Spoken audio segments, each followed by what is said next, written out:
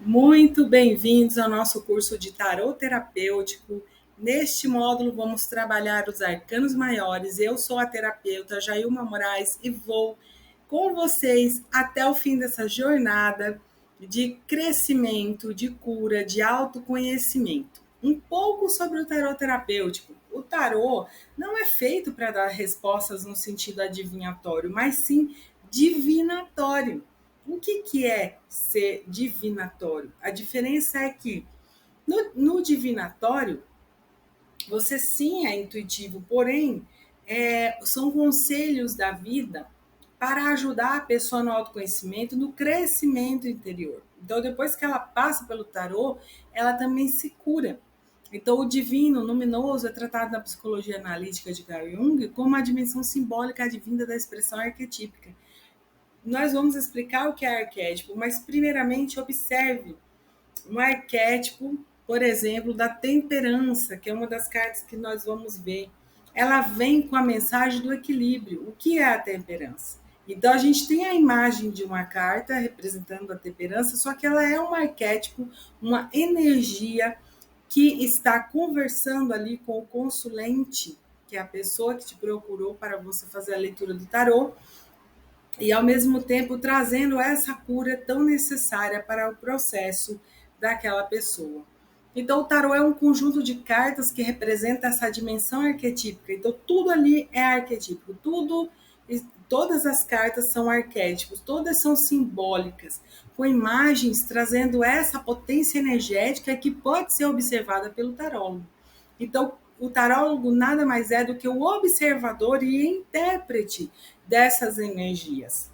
Ao que conhece os segredos alquímicos contidos nas imagens, podem usar o tarô não como jogo para ver a sorte, mas para auxiliar o adepto a se tornar um iniciado e que um dia poderá ser um iluminado.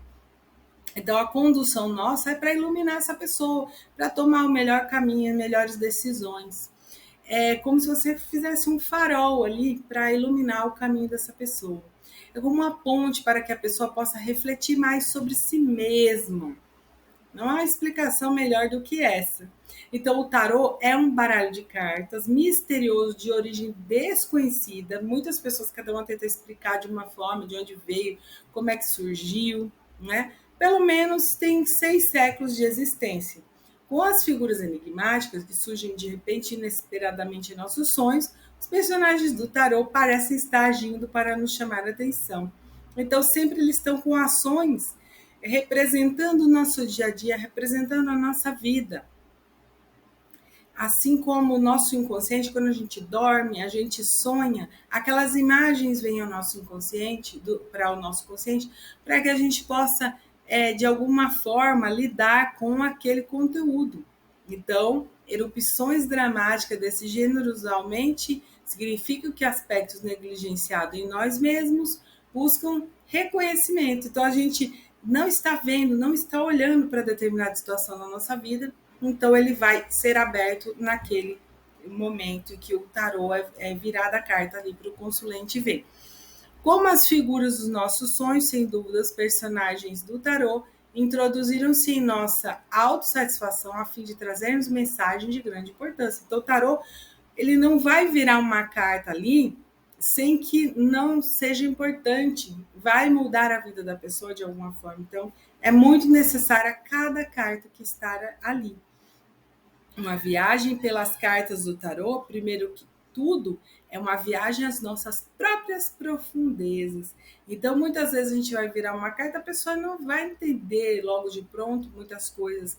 Depois que ela reflete, aquilo fica muito. Traz à tona e fica muito claro para ela. Os arcanos maiores são numerados de 0 a 21. Alguns tarólogos começam de 0 com o louco e vão até o 21, o mundo. Outros começam do 1 e aí o último é o louco, tá? Então, às vezes o louco vai aparecer sem número. Aí vai ter assim o 22, né, que é o louco, ou o 0, que é o louco. Tá? Seja como for, não vai ter importância isso, tá, gente? A questão Da divergência também da numeração das posições da carta vai ter, porque são autores diferentes, cada um no seu entendimento numerológico. Então a gente vai olhar assim o trajetório nosso aqui como o 0 sendo louco, o 1 sendo mago, 2 sacerdotisa, imperador, imperatriz, imperador, papa, apaixonados ou enamorados, o carro, a força, o eremita, a roda da fortuna, a justiça, enforcado ou pendurado, né? A morte, a temperança, o diabo, a torre, a estrela, a lua, o sol, o julgamento e o mundo. Certo? Do Papa, ele também pode ser o hierofante, tá?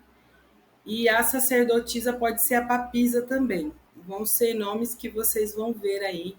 Não está errado nem está certo. Cada um coloca ali os nomes diferentes. Eu também vi outros tarôs que a gente não vai trabalhar aqui, mas que eles dão denominações diferentes, mas que a energia deles é a mesma da numeração, tá?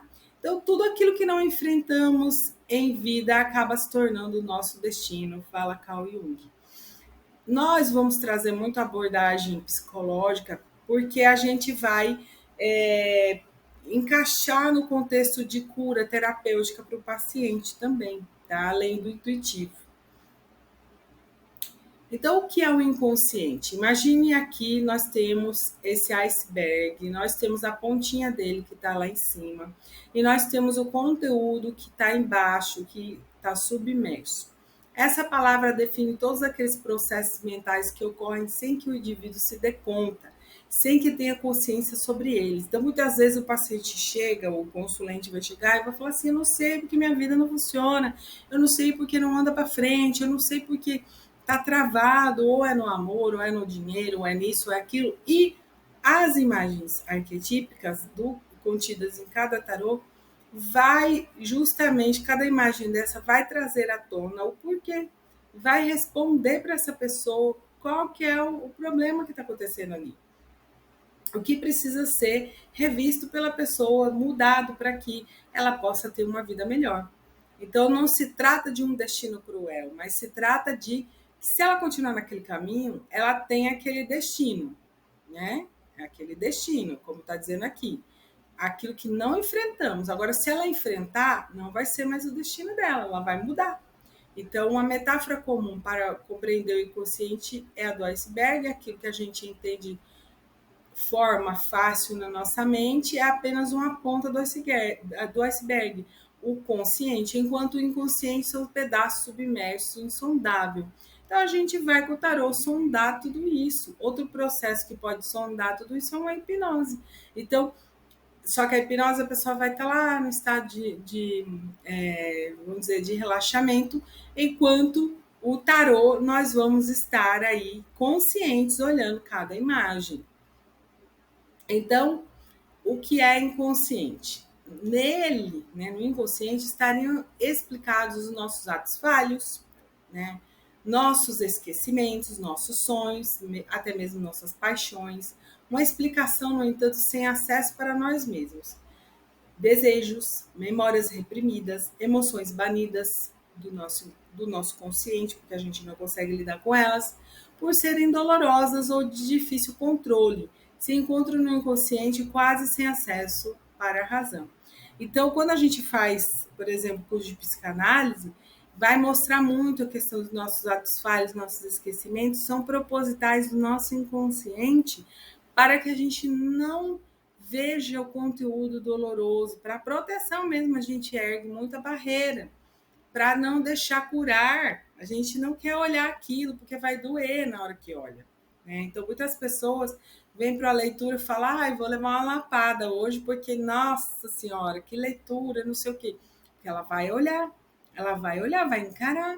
E aí, depois daquilo, ela vai ter que fazer uma mudança interna, né? É de onde se encontram todos aqueles pensamentos, memórias ou conhecimentos que foram um dia conscientes, mas sobre os quais a gente não pensa no momento. Então, tudo que a gente não quer olhar, a gente coloca tudo enfiado lá embaixo no inconsciente. E ele vem em forma de sonho, ele vem em forma de várias coisas que a gente faz inclusive até de doenças psicossomáticas, quando a gente não olha. Então, quando a gente olha através do tarô terapêutico, veja quanta cura vai vir à tona. Então, está também no consciente aquelas concepções que começam a se formar dentro de nós, mas que apenas no futuro vão ser percebidas de forma consciente pela razão. Então, como elaborar tudo isso, né? A gente vai olhar para uma carta, de repente apareceu, nossa, eu tenho que lidar com um luto, nossa, eu tenho que lidar com um divórcio, nossa, eu tenho que lidar com uma falência, ou qualquer energia densa que seja. Ou quando boas notícias, né? Olha, vai vir um futuro melhor. Mesmo assim, tem gente que ainda trava e fala: meu Deus, e agora? Como é que vai ser esse novo futuro? E fica ansiosa por causa de uma coisa boa que vai acontecer. Então, independente da leitura, o que vai vir à tona, por trás tem as crenças que a pessoa tem, né? E ainda para problematizar ainda mais, nós temos um inconsciente individual, que é a pessoa que tem ali acesso a todas as vivências dela, né? Que é as experiências que ela teve na vida, a formação que ela teve dos pais e tudo mais. E o inconsciente coletivo, que a gente inclusive passa por problemas do coletivo. E ele é formado pelas concepções herdadas da história humana, né? Não precisa ser só dos seus ancestrais, mas desde os primórdios da raça humana, né? Essa que é alimentada pela coletividade. Então, muitas vezes a pessoa tem problemas internos que vêm do coletivo, da cultura que ela nasceu, etc, etc. E o tarô vai mostrar ali para ela. Então, como prometido, o que é o arquétipo, né?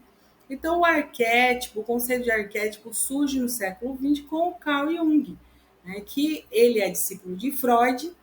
Freud é praticamente o pai da psicanálise, da análise da psicologia, e ele foi muita contribuição. E o discípulo dele, o Jung, ele traz a psicologia analítica, onde ele aceita muita coisa a mais do que Freud. E ele vai estudar os conteúdos, né, das terapias que a gente usa hoje. Ele quem abriu esse universo para a gente, mandala terapia, que daí ele foi fazer o estudo das mandalas, ele fez o estudo do Yin Yang, da medicina chinesa, ele fez estudo dos tarôs, ele fez estudo de muita coisa. Então a gente deve muito a ele por essa abertura, né? E ele traz esse conceito de inconsciente coletivo, de arquétipos. Então, a função do arquétipo é atuar como fonte primordial para o amadurecimento da mente. Os arquétipos são símbolos universais, mas a aplicação deles é totalmente individual.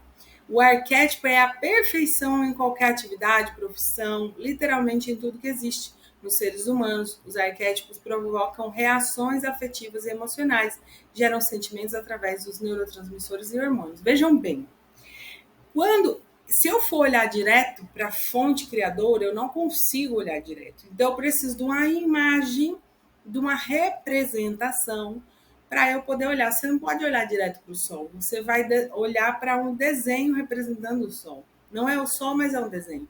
Então, aqui vocês podem ver. Se eu olho para a imagem da representação, eu já sei o que é, eu já sei o que ela representa. Só que a interpretação ali das cartas, por que a gente trouxe esse conteúdo? Para uma pessoa, exemplo, o cavalo, ele pode significar uma coisa, para outra pessoa outra. Coletivamente, ele significa outra coisa. Vamos pegar o exemplo da serpente. Se a pessoa tem cultura cristã, serpente vai simbolizar o mal. Se ela tem uma cultura indiana, a serpente vai representar algo muito legal. A medicina traz a serpente como veneno ou cura. Né? Traz as duas coisas, a dualidade da serpente. Então, gente, depende muito da interpretação. Só que aquele arquétipo, ele é tudo isso. A serpente, ela é a dualidade, ela tem o veneno, mas ela também tem o antídoto, né? Ela foi astuta, né, no paraíso, digamos assim, mas ela também, ela tá ali no pescoço de Shiva. Como isso?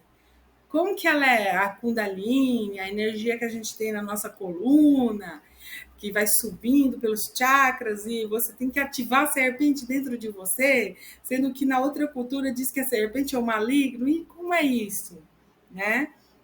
Outra coisa é o dragão. O dragão na China é algo auspicioso, maravilhoso, né? Tem muitas culturas que falam maravilhosamente bem do dragão. Mas se você for no Apocalipse, o dragão é algo muito ruim, né?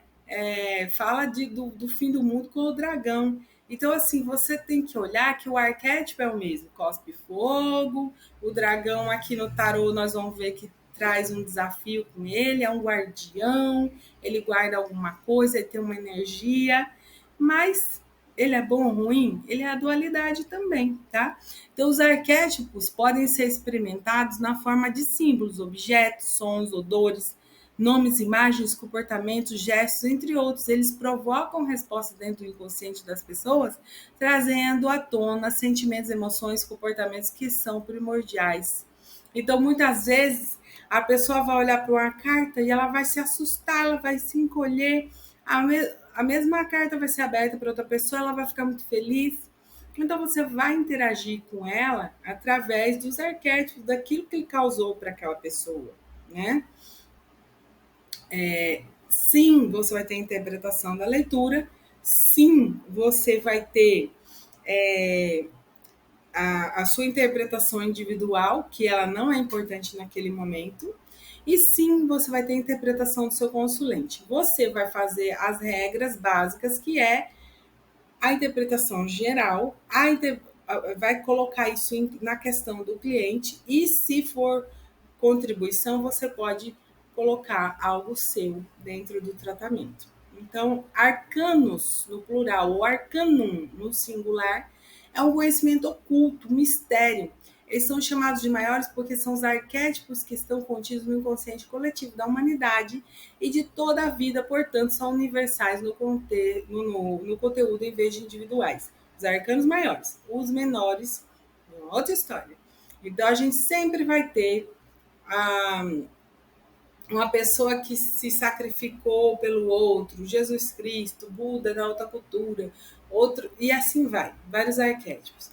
Nós sempre vamos ter o malvadão lá, né? Então tem o Hades, tem o diabo, vai tendo vários tipos de malvadinhos. Aí nós vamos ter o Deus Supremo, o Zeus, o Jeová, o Alá, vai ter, depende do tarô, tem o Brahman, né? Então, o que é cada uma dessas energias? O arquétipo central, ele só vai mudar de nome nas culturas, mas eles existem em todas as culturas. Então, vai ter 3 cartas falando sobre lei de causa e efeito espiritual, 7 cartas do coletividade e relacionamento e 12 cartas de aspectos pessoais que precisam ser trabalhados. A energia psíquica. Qual é a energia psíquica de cada arcano? O núcleo do arquétipo é composto dessa energia. É uma forma pensamento. Cada símbolo transforma a energia psíquica.